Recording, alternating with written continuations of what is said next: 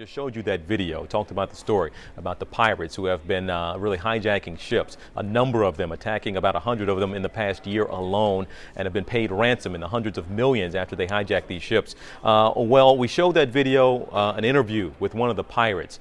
Well, the gentleman who helped facilitate that interview, to help set that up, worked on it for about a year, joins us now. Yusuf Hassan joins us now from out in Seattle. I appreciate you being here with us, and you help put in some perspective in layman's terms for people who are here in the U.S. and that story seems so far away and can't understand what in the world is kind of going on. This just seems to be the norm almost. The money's being paid. Put in perspective for us, what is going on? Why does it seem like even this seems to be a line of work for some people there, to be a pirate?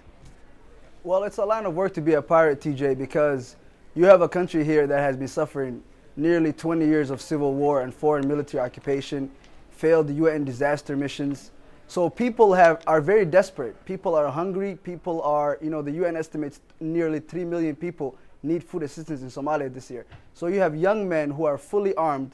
They have other people who finance these missions and offer them hundreds of thousands of dollars per person. So they take advantage of that opportunity because they're armed to begin with.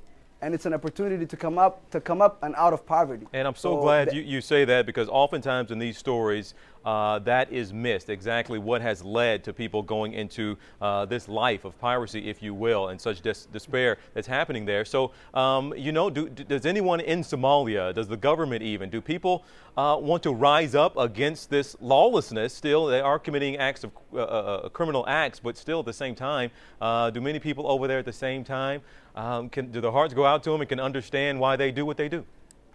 I would say most people in Somalia understand what they're doing. Most of these young men are come from the generation in their 20s and 30s who were supposed to have a proper education by this age, enter college and university, and develop into a normal human being. However, you have a country that does not provide any opportunities. Yeah. TJ, when you speak of a government in Somalia is just a relative term, really.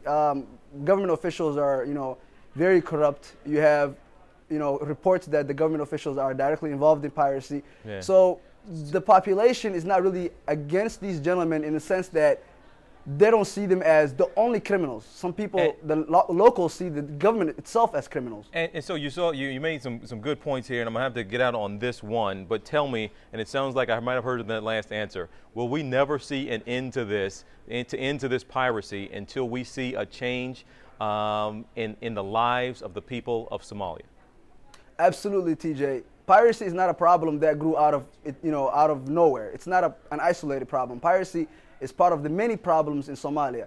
Because of piracy, now the world is giving attention to this country that has been long forgotten after the UN mission in the early 90s. So piracy has brought back that attention. But to deal with piracy, you see all these foreign warships who are trying to fight the pirates at sea, but what is that really going to do in the long term when the country is burning at home and the country keeps producing more and more pirates who are armed, who are hungry, and who are willing to make dangerous decisions?